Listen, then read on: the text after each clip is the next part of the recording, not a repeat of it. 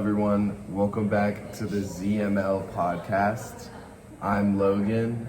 I'm Mo. And I'm Zara. And today we are talking about the Industrial Revolution and its consequences on pollution, a game of risk and reward.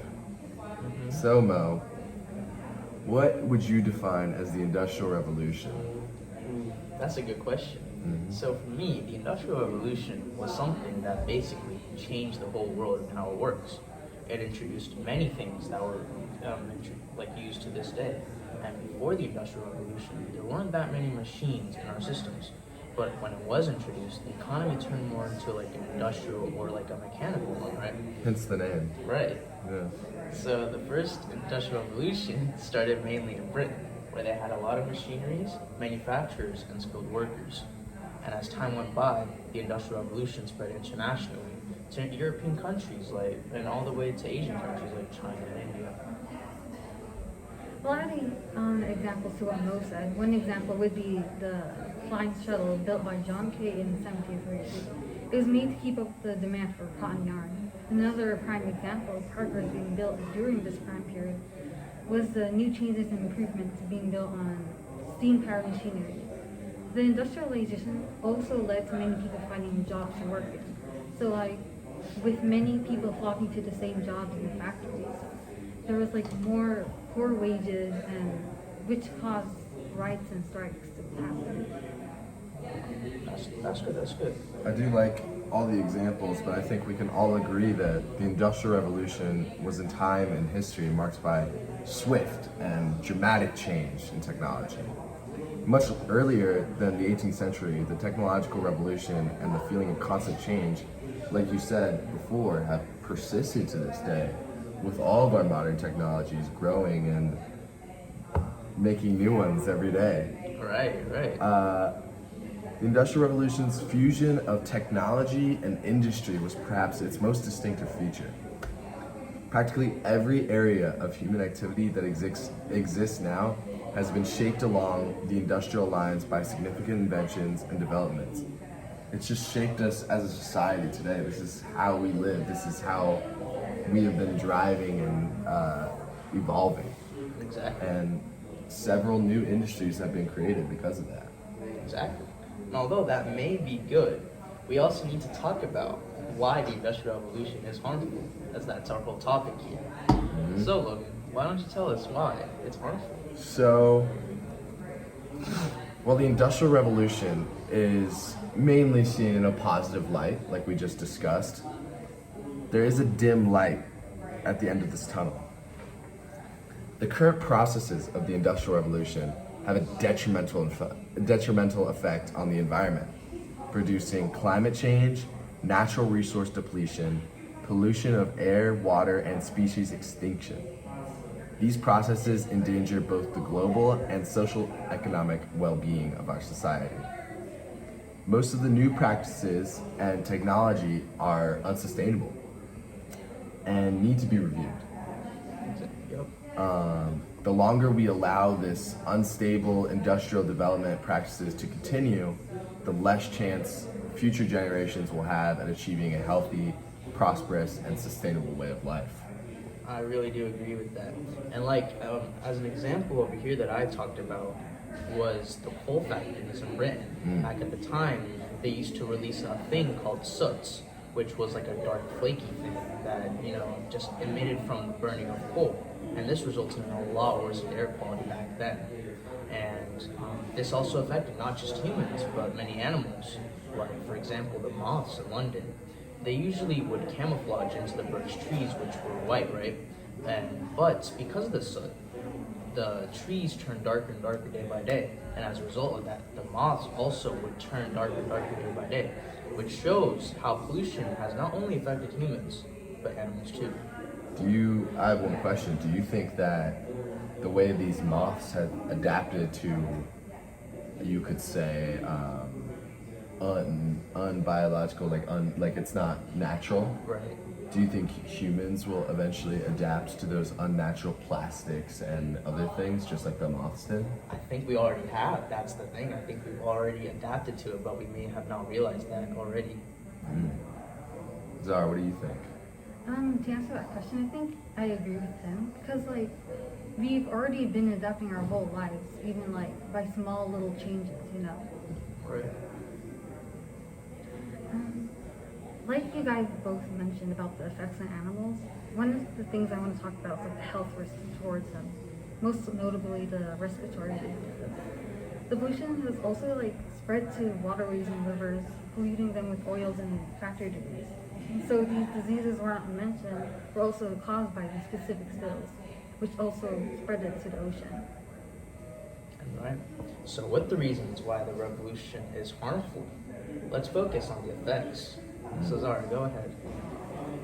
This industrial revolution led to many effects, most of which we can still see in our world today, you know? So, for example, we see soil contamination anywhere, with most of it being minerals like lead or other items like coal, Right. which contaminated any crops or plants. The same soil can also be contaminated by oil spills like the waterways I've mentioned before, industrial waste, fertilizers running from the same farms and landfills. This can also lead to many diseases to anyone who lives on this land, which is not only humans but also animals. And since these animals are forced to fight for resources because of our industrial revolution has shrunk their land, there's a greater competition among them. Do you think that we as humans will eventually start fighting for our I think resources we like already have, animals? you know, because like a lot of places like in war, there's already been fights, and most of those equipment from the war came from the. How far do you think in the future will it lead to? I know we've had wars and stuff, but how depleted will it become in the future to where we start fighting like animals Right. for these resources? I Resources think- like water Exactly. and natural basic needs. And I think it's already starting right now. So in the near future, like maybe like 20, 30 years, that actually might come true, you know, which is really scary. So, right. Very dystopian. Right. And for the effects, right, a lot of people in Britain have recognized the Industrial Revolution as something that they needed to control because of the amount of air pollution coming off of it. So they made an act called the Smoke Nuisance Act of 1821. And this basically made sure that we had to like control the air pollution, we had to control the amount of like coal factories that are coming out of it. And many politicians and like industrialists in Britain have supported this to reduce the amount of air pollution. But as time went by, obviously, it's gotten worse day by day. And starting with the topic like effects relating to pollution, because of the poor working conditions and the low wages during this revolution, it led to many more people resorting to child labor. Reasons why this happened mostly includes parents forcing their child to pay off their own debt, and children having to pay their own debt and their parents' debt after their guardian's death. You know. Right. How do you think that affects a future generation that's being forced to work, like, or the past generation being forced to work? Do you think that would change our outlook on the Industrial Revolution and because those kids are the ones running the world today, Right. and their ideas and their ideology for how the world works in the Industrial Revolution? Do you think they want to change it, or want to keep it the same, or keep it growing? I don't think they would like it anymore. I think they would want to like stop the Industrial Revolution because they've obviously got the worst part of the Industrial Revolution. Like, you know, all these like rich people, like they like it because they gain money off of it. But all these like child laborers or like poor workers, they don't gain anything off of it instead of just working for hours and hours and getting like minimal wage. How would they change it though? It's almost like it's somewhat seen as a necessary evil to Right. propel all society forward, but that percent is, there's only a small percent that actually benefits. Right, Everyone else is exactly. kind of just stuck and cheated over. Exactly. So now leading on to these effects in the modern era, Logan, how did these come to play in modern day? Well, no. The Industrial Revolution's ever-growing popularity and rapid influence seems it has made it past the point of no return, referring to its detrimental effects. In an article published by The Guardian by author Damian Kerrigan, he talks about how, due to pollution of microplastics, mothers are now birthing children with microplastics in their unborn fetuses. It's crazy. researchers found microplastics in the blood of 4 mothers' healthy placentas, which is absolute bananas that these plastics and all these different pollutions all coming from the Industrial Revolution, because that's where plastic was born. Like, Exactly. it's just crazy how it's infiltrated even our own biological cells. Even one of the people interviewed about this suggested that children born today should be called cyborgs, as they consist of organic and inorganic material, referring to the microplastics. Right, and I believe that this comes to your question that you said like a couple minutes ago. Have humans already adapted to, the Industrial Revolution and its effects? And this is like one of the examples that you said right there. Like, microplastics in unborn babies is actually crazy. Like, they're not even born yet, and they already have some form of like plastics inside of them, which goes to show like that's the effects, and we haven't realized it until now. Such deep-rooted pollution. I mean, you could argue whether or not it's a adaptation, but honestly, I think it's purely pollutant, because no long-term effects have really been studied on these microplastics. If more babies in the future have more, if the number just keeps rising with microplastics in the blood, or maybe this is just a fluke. But no long-term effects have really been studied on these children if they grow up to only be 30 or something.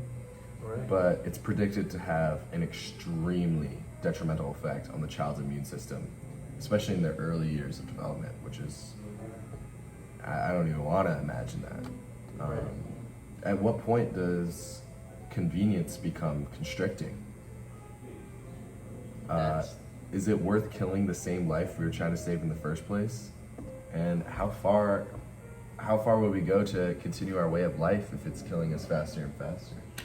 Really good questions right there. Really open-ended right there. Like, a lot of thinking to go on. That's deep. That's really deep. I do have another example how these effects are coming to play in modern day. Again, well, not as grim, but still keep you to the tone of microplastics created by the Industrial Revolution are having an extremely detrimental effect on our environment as well. While we can take as many precautions as possible to avoid pollution or try to fix it, I feel it has gone past the point of no return. In this article published by the Plastic Collective, research shows that microplastics have become infiltrated and part of our water cycle. Our natural water cycle that has been around for billions of years has now changed, and now microplastics are a part of it. Right. Pollution is a part of our water cycle. The water you drink probably has microplastics in it. You never know. Then the researchers concluded that an estimated equivalent to 120 million plastic water bottles fall from the sky each year. What do you think about that? 120. That is way too much. And the fact that we haven't tried to control it until like now in the recent years is really concerning. Yeah. Like 120 million plastic water bottles that's a lot to think. Like, It's a lot. if you really think about Think it. about where that rain is going. Exactly. Playgrounds, into Rivers, lakes. rivers, lakes, Right. hospitals, everywhere. Yeah. Crazy. So, when does this become too much for us to handle? Will this eventually be our demise? Only time will tell. Right. When does it become too much for us to handle? I feel like it already has. Because really think about the number of 120 million water bottles. That is like an incredible amount. And the fact that we could have solved this sooner is really sad to really like think about. So I feel like we really have to like try to handle this amount of number before it gets worse. And in modern day, lots of people are affected by like the air pollution like caused by the Industrial Revolution in a negative way, obviously. Many people die from strokes, lung cancers, heart problems, and much more from like air pollution itself. And because of this, like a lot of people, like 7 million people in the world die every year to like a lot of these like causes that we could have prevented. And it also is one of the main things causing climate change, and if not the main thing. And we would have to stop using coal and other things that would emit carbon dioxide. That's what I believe. And thinking about the present effects, we need to ask, how do they affect our future, Logan? So where can these effects lead in the future? So Mo, we've seen how we've learned about the Industrial Revolution. We've learned about its effects, how they can be harmful, and how they're harmful to us in present time. Now, what can we only predict this dystopian future would be like?